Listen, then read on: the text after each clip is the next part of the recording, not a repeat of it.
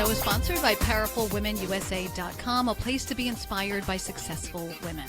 Hey everybody, I'm Jill Conway, and this is Secrets of Powerful Women, a show dedicated to celebrating and supporting strong and successful women and sharing their stories. I'm hoping you will be inspired to pursue your dreams, reclaim your voice, and discover your strengths. So my guest today is Kayleigh McEnany. She is the co-host of the show Outnumbered on Fox News Channel and the author of her latest book called Serenity in the Storm, Living Through Chaos by Leaning on Christ. Kayleigh, welcome to the show and thanks for coming on. Hey, thanks for having me, Jill. Great to join you. Oh, wonderful. All right, so let's talk first. You're the co-host of one of the top-rated shows on Fox News Channel, Outnumbered. So let's start there. Tell me what your average day is like, or is there an average day?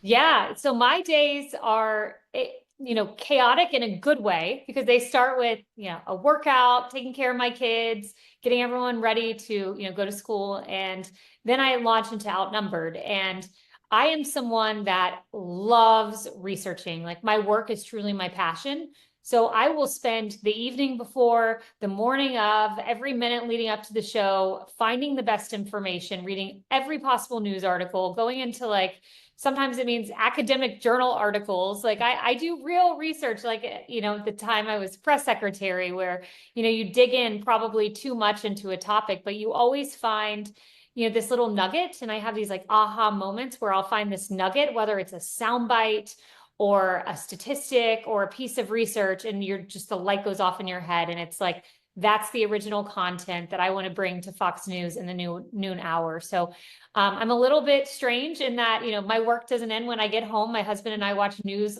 up until we go to bed at 10:30 p.m.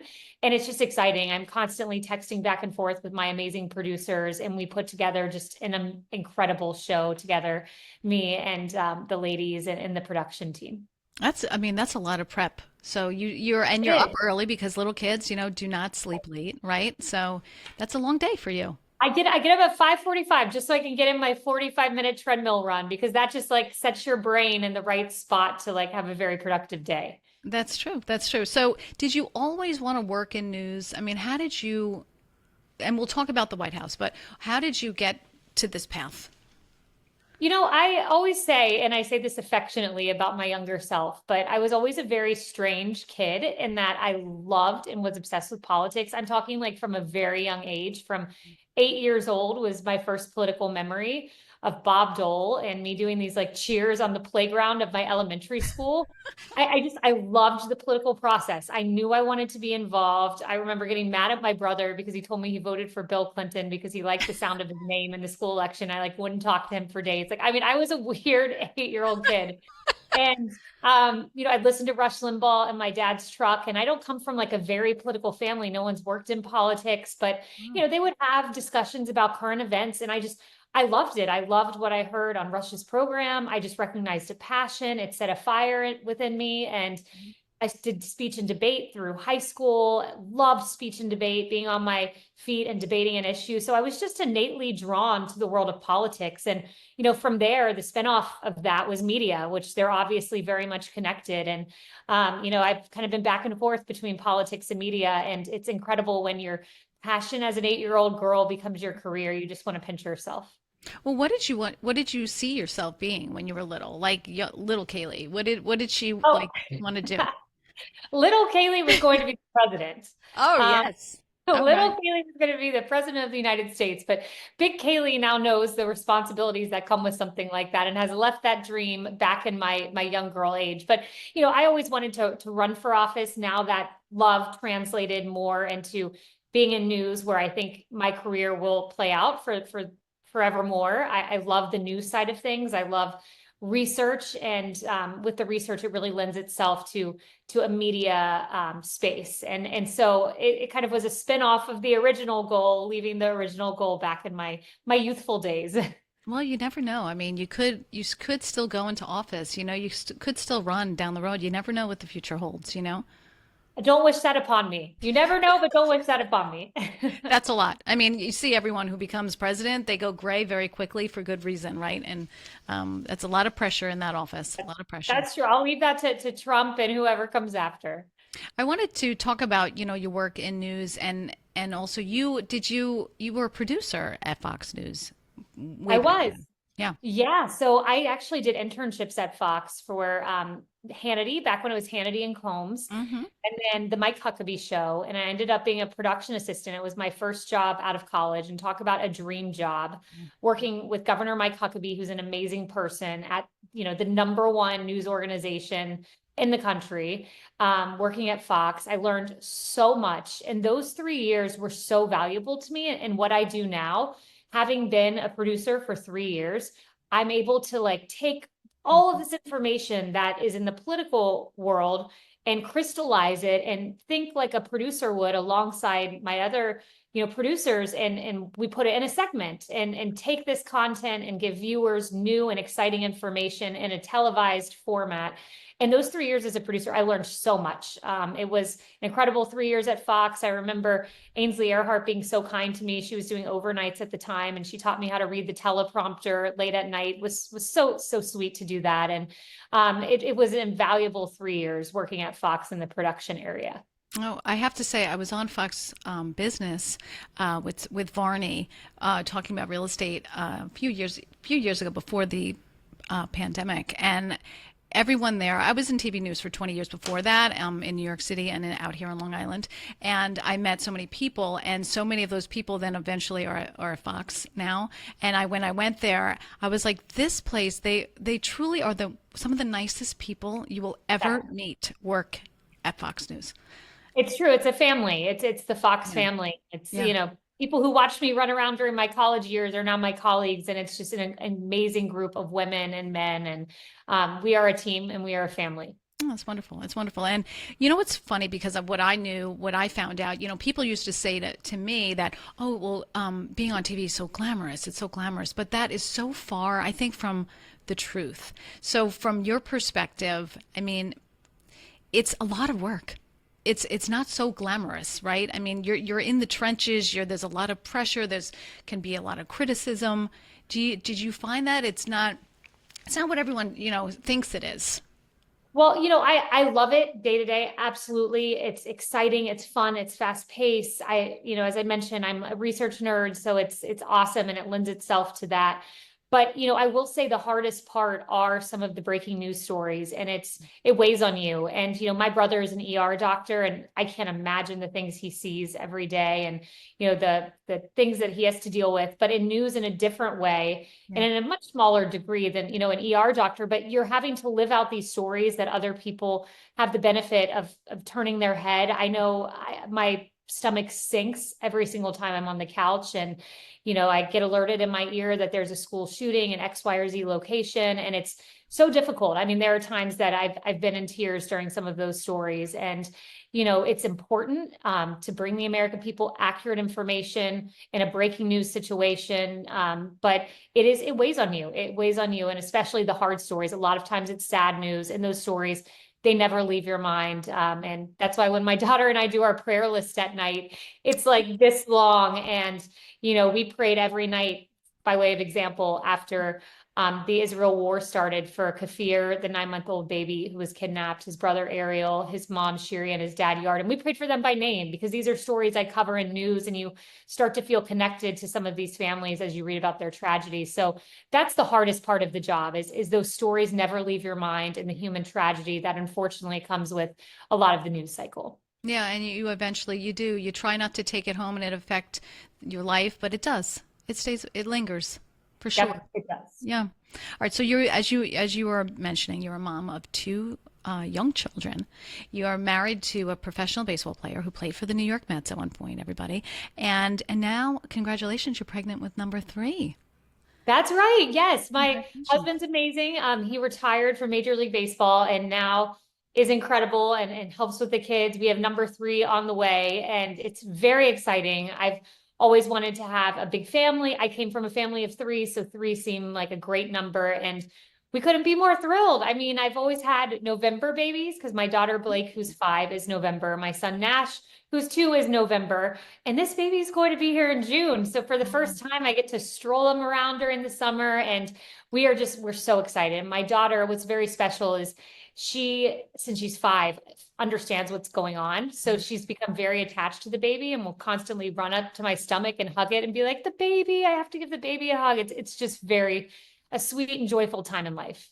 Oh my God, Kayleigh, I had 3 kids in 5 years, so I understand how you feel, right? So that I have to tell you, the third one kind of breaks you, and I say that with love, but one child goes to your husband and you hold the other one, and then there's the two of you, right? But then Yes. when there's the third one comes along, you're like, all right, like what do we do now? You kind of like share it, the kids at once. You have two kids at once, the hip goes, like, so how are you preparing for, more of a, how do you achieve, I should say, work-life balance with it all? Because it's hard with kids. I mean, I know that. I know the quote, it takes a village, and I think it's a truthful quote. It's an accurate quote. I mean, I couldn't do this without the help of my mother-in-law. We don't have a nanny or anything. My mother-in-law and my mom are so helpful. They'll come in, from Florida and just help us for days on end, weeks on end. So it's just this whole family unit that helps out. And there's no way I could do what I do without a husband who watches the kids, and then a great family support system. But number 3 will be interesting. A good friend of mine in the pro-life community, great people to get advice from in the pro-life community because they're around babies all the time. And he texted me and he goes, Kayleigh, and this is for all the football fans out there. I think this is so true. He goes, you're about to move from man-to-man defense to zone defense. And I can't get that out of my head because it will no longer be 2-on-2. I'm going to have a zone and all these kids running through the zone and I have to block and tackle. So you just got to roll with it. You got to have fun. Are there stressful times? Of course. That's called being a working mom, but you just got to roll with it. Well, that's what I was going to say, advice for working moms out there who are listening and saying, I don't know, it's tough. I don't, we all have that moment. And I know I certainly did. I don't want to speak for you, but there were times where I had to, either one would be in the playpen or whatever. And I'm like, I'm just going to take a minute. I'm going to take a minute to walk out of the room for a second. Everyone is safe wherever they are. And I need to take a breath because, Yes. it's, Yeah. yeah. You got to take a breath at times for sure. And then, my biggest challenge I find is being present and being in the moment, which I always find like being a part of my New Year's resolution is to be in the moment, because as you know, Jill, it's like in news, you're constantly getting things on your phone. And I have to remind myself, okay, put down the phone, carve out this hour of time to run around outside and kick the ball, to take the kids somewhere and carve out those special moments because it goes so fast. And, someone said to me, just don't miss the moment. And so that's always been in my head, don't miss the moment. And I just try to at least take that time and be present. And it's very hard. It's very hard in this industry and just this day and age for sure. Well, it's funny because I tried to do that. I'm trying to do that for Lent, and it's very difficult. It's very tough. yeah, to walk away from that phone, and especially if you have the dinging, the noise on, and you're like, oh my gosh, you just want to look, you just want to look. How do you de-stress? How do you said you go on the treadmill, but how do you meditate? I mean, I know you are a very faith-filled person. So there's prayer. Do you meditate as well? How do you kind of de-stress? So for me, it's definitely that treadmill time, 45 minutes just to watch my own show. So an adult show on my own and just kind of have that moment. But I definitely think faith, my daughter and I read a devotional together every morning before she goes to school. So it kind of puts my head in the right spot. Sundays we go to church as a family, and that just really kind of resets the week. So whatever you've been spinning about or focused on that's unproductive, it really kind of resets your mind to be at church and focus on eternal things and focus on the ultimate meaning of life. So that's for sure. And then just, in general, I love watching news. So I watch news till late at night. Occasionally my husband and I will find a series that we like or a movie and watch that. But that's basically it. It's nothing too exciting other than just playing with the kids. We don't have a hobby like mountain climbing or anything like that. But our relaxing is just sitting down with the heating pad and watching a TV show. Right, right. It's so funny because I'm a history nerd myself, and I know you wrote a book, I think, on the American Revolution, or you alluded, whichever revolution you want to talk about, right? But the most recent one, which I say was a revolution with you know the people coming out again and defending life and liberty.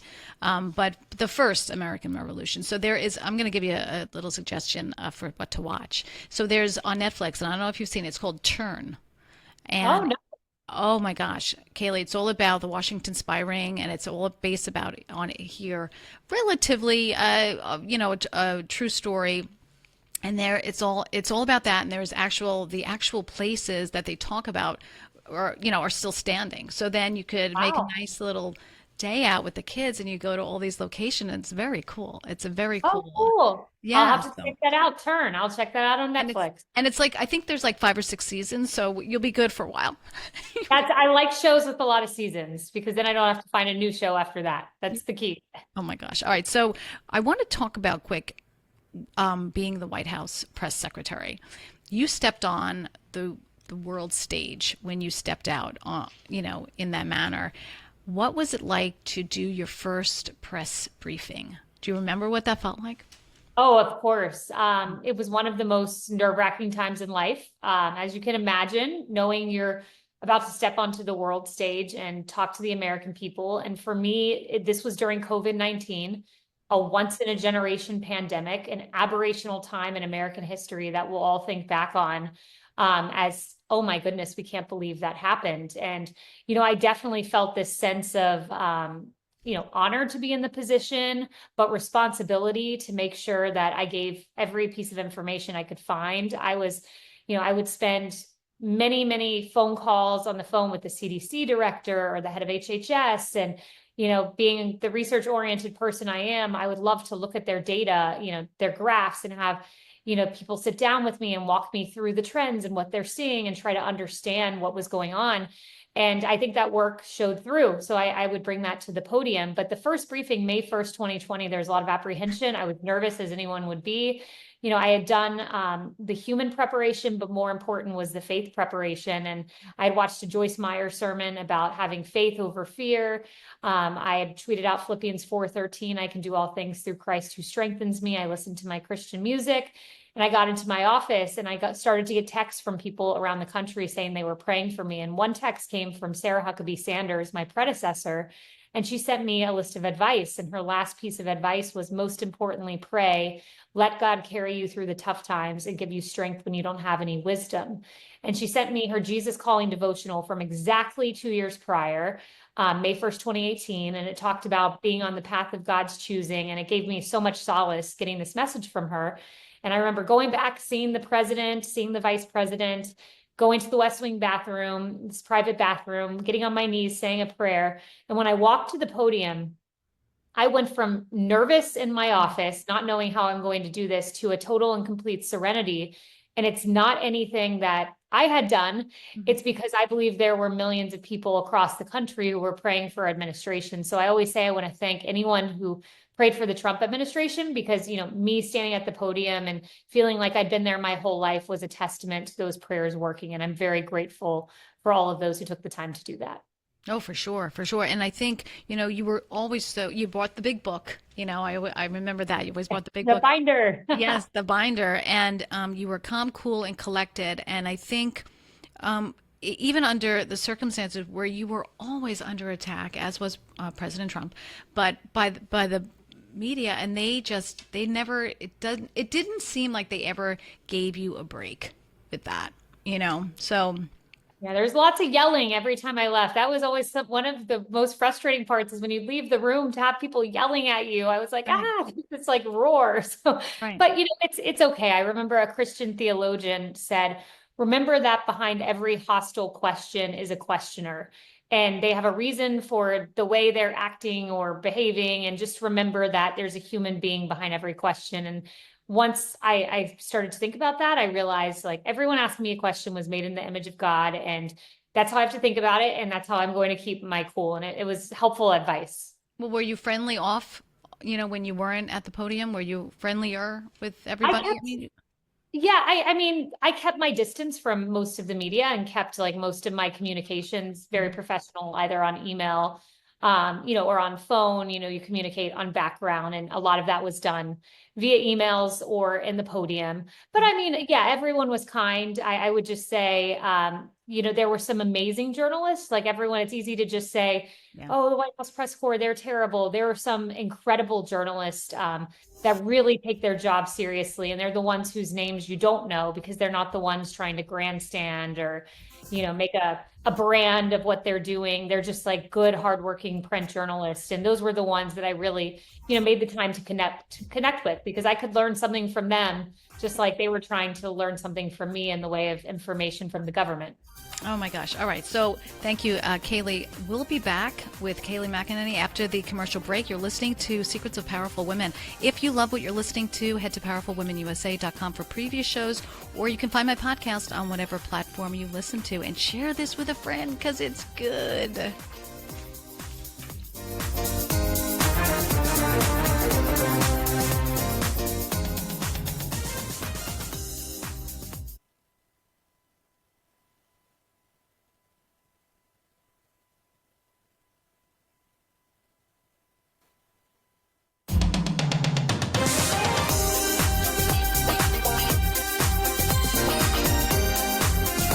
Welcome back. You're listening to Secrets of Powerful Women. Kayleigh McEnany is here with me. She's the co-host of the show Outnumbered on Fox News Channel and the author of a new book called Serenity in the Storm, Living Through Chaos by Leaning on Christ. So welcome back. Welcome back, Kayleigh.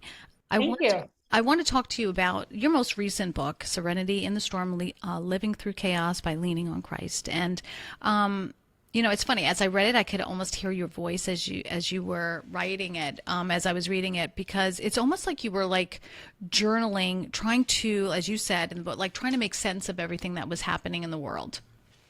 So writing the book, who did you write it for, or did you write it kind of to get through it yourself? I wrote it. I think that's an interesting way that you describe it. I think that's 100% accurate. I wrote it to the person who's watching the world events and sometimes maybe gets sad or depressed over them or confused or angry or all the emotions that come when you look at what's happening globally, the wars that we've seen happen, or when you look domestically, people who are angry about different government decisions. And I tried to make sense of these various current events and political issues through the prism of faith. And, how does God look at these issues? And, kind of some of the good that underlies some of the negative stories we see. One example that comes to mind is Afghanistan. The fall of Afghanistan had just happened. I remembered covering that for Fox News, and I'm sitting in this truck. There's this camera in a truck, and sometimes you'll broadcast remotely. We were doing so at the time because of COVID and Omicron.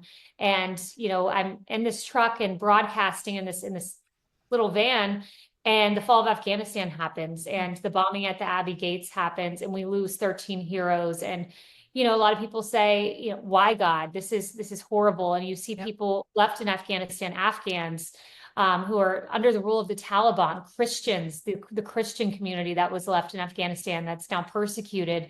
And so, I tried to make sense of that. And I was actually able to communicate with someone in the underground church in Afghanistan. So for the purposes of anonymity, I called her Asman, and I had the most beautiful Zoom conversation with her where this woman, just brimming with faith and joy, talked to me about how she was going to live under Taliban rule.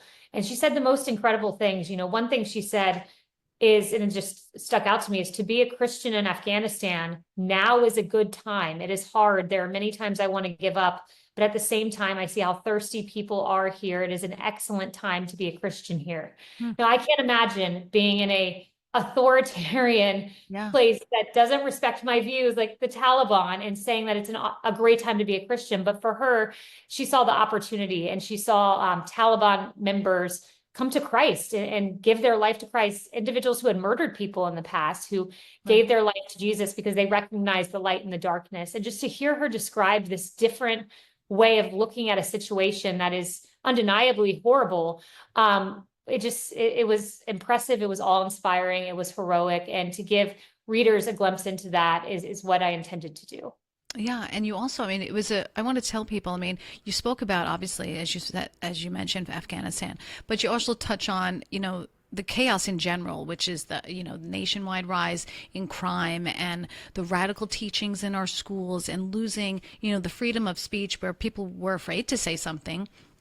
And you write, you said, quote, you found yourself asking the question, what is happening to our country? And I think that resonates because everyone was like, what is going on? It just doesn't make sense. Nothing makes sense anymore.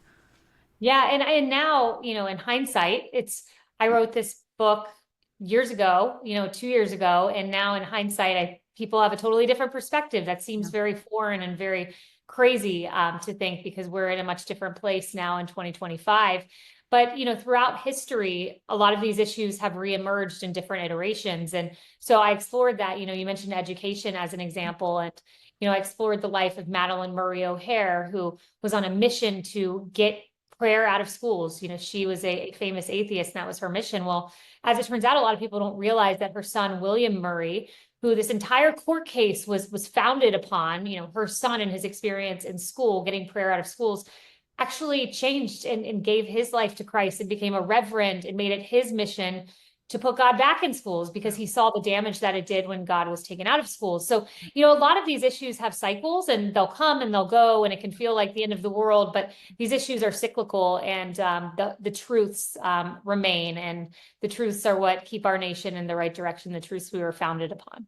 Well, I find it interesting because obviously you were searching for, when you wrote the book, you were searching for an answer to that question, right? And then you found the answers with the help of scripture.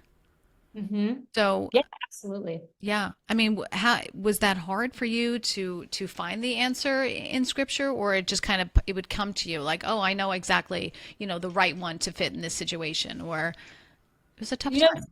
Yeah, so there was a lot of research involved. But I guess it's innately how I live my life. Like, yes, I'm a political person. Yes, I have political ideas, and I mentioned my passion for politics, but I don't look at life in terms of right and left or Republican and Democrat. Right. There are many people who have different ideas. That doesn't make them wrong. I look at my world more importantly, not through my political worldview, but my faith worldview. So a lot of times when I'm dealing with a political issue, I'll try to think of it, through the eyes of God, and I'll go to scripture, like, what does scripture say about this? And Right. it's amazing how relevant these verses written so many years ago are to today. And so sometimes it was research where I found my answer. Sometimes it was things I remembered from various sermons that I'd listened to over time. But I find just in general, it's a good way to live life if you can extract yourself from the political moment and like see things through an eternal lens. And that's what I tried to do. And it's something that came innately because it's something that I try to do daily. Yeah, and it was very powerful, I think. And at one point, you said you traveled across in America, and you met a lot of people, and you say they were feeling disheartened, and they were feeling they were seeking hope at that point in time. And do you think that's changed now? And do you think people are hopeful again? Absolutely. I mean, I think you see that. I think it bears out in polling where you're seeing, just is the country heading in the right direction? That number is very hard to move. And that number was revealed this week, I believe, was at an all-time high. I believe was the NBC poll. There's been several polls that came out this week, but it was either at an all-time high or at an all-time high for President Trump personally. But the point being, the numbers were heading in the right direction. And I think a lot of people saw what was happening, the chaos. They were frustrated. You had places like Loudoun County, Virginia, places that normally trended blue, where you had parents who were very upset, who felt like they were losing jurisdiction over their children, and school systems were teaching things that were very averse to what they believed, whether it be critical race theory or gender theory. So people felt very lost. I think a lot of people woke up, and you started to see polling divides, like biological men and women's sports became an 80-20 issue where 80% of Americans, didn't think biological men should be in women's sports. So there was kind of a great awakening that happened after I wrote the book, and I saw kind of the growing pains of that happening. And this great awakening translated into an election that we all saw happen in November, and then some of the positive results that we're seeing now. I wanted to take a moment to say thank you, though, to you, Kayleigh, for your constant support of police officers in the news at a time when they were vilified and went from heroes to zeros, in the eyes of society and in the press. Listeners to my show know that I'm part of the police family. I'm married to a police officer for over 25 years. My father and my sister were NYPD. So I want to say thank you personally for being a port in the storm for all police officers. Oh, a little choked up when I say it, and their families, because, it really meant a lot to us. It really did. And not many people see that side of things like we did. Well, thank you very much for your family service. I mean, you guys have been through a lot. And, I wrote my first book, The New American Revolution. I was able to profile an amazing young officer named Justin Weinbrenner, who unfortunately lost his life. And I went down and flew and was able to meet his family and talk to them, and just the sacrifices these families go through, and particularly if they have a fallen loved one in the line of duty. It's humbling, it's amazing, and not a lot of thank a lot of the times, but these are true heroes. And that thin blue line between chaos and order is what our police officers represent. So thank your family for their service. Oh, that's nice of you. But I think, like I always tell people, because at that point when it was bad with what people were saying about police officers, my own children were afraid to say what their father did, for a living. Yeah. Whether they were away at school and stuff, because they didn't want to be treated differently. So I think, thank God that has all changed, but for the most part. But I wanted to bring that back, though, to the book, because you say in life, many storms will take us by surprise, but in Christ, we may find serenity in the storm. And it's such a beautiful, beautiful sentiment, because at that point, it's like you have no one to turn to. You only can turn inside. You can turn to the Lord, and you can say your prayers and just trust. Yes, for sure. Exactly. And I think about it. I think about the C.S. Lewis quote, which is, God whispers to us in our pleasures and he shouts to us in our pain. And he said, our pain is a megaphone to a deaf world. And I think that is such a wise quote from C.S. Lewis. The world is so crazy, and when things are going great, people just tend to ignore faith. Not all people, but many people. Times are good. Everything's going good. So times are good. But then the storm hits, and that's where you could choose to lean on Christ. And if you do, he will be there for you. And I've recognized that in life. I talked about the serenity I felt at the podium, but when I had a double mastectomy, because I had the BRCA2 genetic mutation that put me at an 84% chance of breast cancer, I proactively, not having cancer, decided to have the mastectomy to take my chances down to virtually zero. And the only other time in life I felt that serenity that I felt that first day at the podium was when they were rolling me back to have this surgery. And I remember it's the only time I ever saw my dad cry, which was jarring. But it was the time that I felt serenity, because it was one of my lowest moments, one of my scariest moments, but I'd truly given it to Christ, and he gave me that peace. And, I think if you trust him and ask him to show up, he will. And I can tell you, twice in life, I've felt that serenity, and it's a very real thing. Well, I mean, you were young when you found out, right? You talk about that in one of your books, I feel like, but you touched on it a little bit in this book. You were young when you found out that you had that gene. Yes. Yeah. I was a senior in college. So that makes me about like 22, 23 years old. I was very young, and for 10 years, the whole decade of my 20s, mammograms, ultrasounds, scares, MRIs, things like most young girls don't have to think about. And I did. And it scares, like you don't know what things are. They think they see something and it ends up being okay. And so after 10 years, I was like, enough of that. Now is the time. And it was the best decision that I ever made to follow my mom's footsteps and have that prophylactic mastectomy. Wow. Did your support system at the time, because it took you, like you said, a decade you must have been like back and forth, because that is a very tough decision to make. Yeah, I had intended to do it right away. That was my goal. And that was my plan. And then I kept delaying because it just didn't feel right. And, it's hard to think about like doing that. And, you're in the dating world, and what's it going to be like, and explaining this to a partner. Like I had this surgery and like trying to describe. So it just was a lot to think about. But thankfully, I ended up finding that partner, Sean Gilmartin. We got married, and within a year after marriage, I had made the decision, now's the time. Wow. He was so supportive. It was amazing having that partner, and it was the right time for me because I had, a spouse beside me as I went through it, which was immeasurably helpful. And it was the right timing for me, but, a scary 10 years before that. Oh my goodness. And you said your mom went through too? Yes. So she Wow. got she basically went to the doctor. We had 8 extended aunts in our family that had breast cancer. Oh my And goodness. the doctor looked at her and said, you have some sort of genetic mutation that's making this happen in your family. It may or may not be this BRCA gene, but you have something, I can tell you that. And she tested positive for BRCA. She knew immediately what she wanted to do. She wanted to do the surgery. And she is such a brave hero in my book because she did this long before Angelina Jolie. And I say that as a marker because Angelina Jolie gave a lot of women strength, including me, when she Mm-hmm. came out so publicly. But before that, most people didn't understand making this decision. If you didn't have cancer, there was a lot of judgment Yep. that went into it, from others in the community who didn't understand. But my mom knew what she wanted to do, made the decision, was so strong, and did it before it was a popularized measure in, pop culture. Yeah. And she's a hero to me for having made that decision. And then the great women who came after her, like Angelina Jolie and others being so public, paved the way for someone like me. My goodness. Yeah, that is very difficult. So you're pregnant with number 3, as we mentioned, and I read in that you were writing this book when you were pregnant with Nash.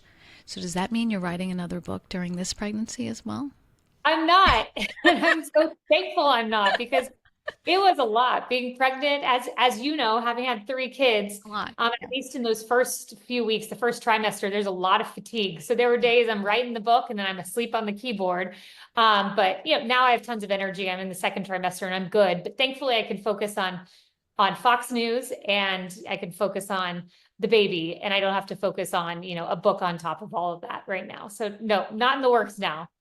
Do you know what you're having? I'm not asking what your baby I is. do. I do know Okay. what I'm having, and we're going to do a big gender reveal on Outnumbered. We did that last time, and it was so special. My daughter came, and she got to come on the couch with my husband and sit there, and then they revealed what the gender was. It was so cool. So we're going to do that again, except Nash will be there and Blake, and let's pray they don't like run around crazy in the studio. But we'll see. It'll be great, and we'll reveal it soon, probably sometime around Easter. Yeah, because it's coming up there. I mean, it'll be over, you'll be that due date before you know it. Yeah. June is quick. It's right around the corner. It's so funny because I have 2 in June. I have June 15th and June 20th. So I'm not going to ask you your exact date, but I can tell you, I think they're Geminis. And yeah, yes, someone is shaking their head that yes, it is a Gemini. So they're tough. So They'll I be end hope, of June. They'll be end of June, this okay, baby. okay, So okay. yes. So let's talk about quick some advice to women, to men, young women who are thinking of pursuing a career in either politics or news. What advice would you give them? The best advice would be intern, intern, intern. Connections are so important in politics and in news. And you have the opportunity as going back to a high schooler, that was my first internship, Mhm. to offer yourself as a helping hand to an organization or to a campaign. And I can tell you campaigns need free Yeah. help. So I remember doing that. I went into the George Bush campaign. The local office said, hey, can I help out here? Then the guy at the office said, oh, you should be our intern. And at 16 years old, I had an internship with the presidential campaign. And then that turned into many other internships, gubernatorial campaigns, the Bush White House, where I watched Dana Perino give a press briefing, which was amazing. And she just made me so passionate about the briefing room and never knowing about 10 years later, I would be standing there myself. I did all these internships, Fox News, I did too. And it's a small world in media and politics, and getting to know the people in that world, leaving a good and positive impression. You only get a few years in life to do that. You're in college for 4, you're in high school for 4 years. So utilize every semester, every summer, intern, intern, intern, and make those connections and leave positive impressions. So what is the advice then? Is there advice that you would give to your younger self? Like, is there something that you're like, if only I had known then what I know now? We'd probably be Yeah. easier on ourselves, but yeah. Yeah. Yeah. I think I would say to my younger self, no, everything's going to work out. Yeah. Because, sometimes you knock on doors and they don't open. Right. And you're like, why isn't this opening? I know I can do this. And maybe that door is closed for a reason. And like when I look back on life, it's God definitely had a plan. It's like this constellation of stars that led me to the White House podium and to where I am now. And I look back and I'm like, oh, wait, if that door would have opened, then that door would have been shut and I wouldn't have been Right. here. I mean, all the way back to being an intern or being a producer on the Mike Huckabee show. Right. Sarah Sanders is in the green room running around. Donald Trump wasn't even on the political scene at the time. And who would have thought her and I would both go on to be press secretaries for a president we didn't even know was on the horizon. So my point is, just trust, know that it's all going to work out. Don't be too frustrated if a door doesn't open because it's not the door that's meant to open at that right time. So what is something that you look forward to doing now in the future? I mean, you're busy, you're gonna be a busy mom, working mom, but is there something that you're looking forward to, a little down the road?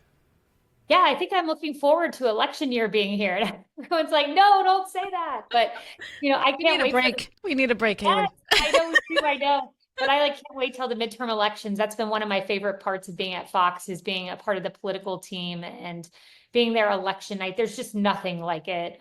Being there, and I went to New Hampshire, went all across the country for the debates, or not for the debates rather, but the RNC, the DNC.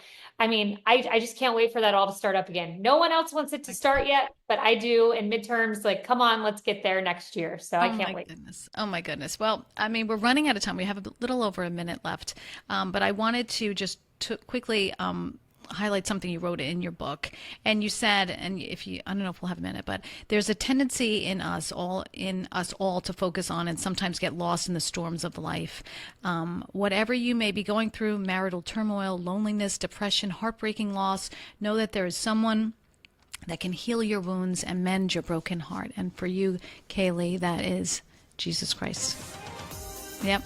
Exactly right. For such a time as this, as I always say, it's a message that was meant for me, but it's meant for all of you as well. We're all here for such a time as this, and this moment in time for a reason.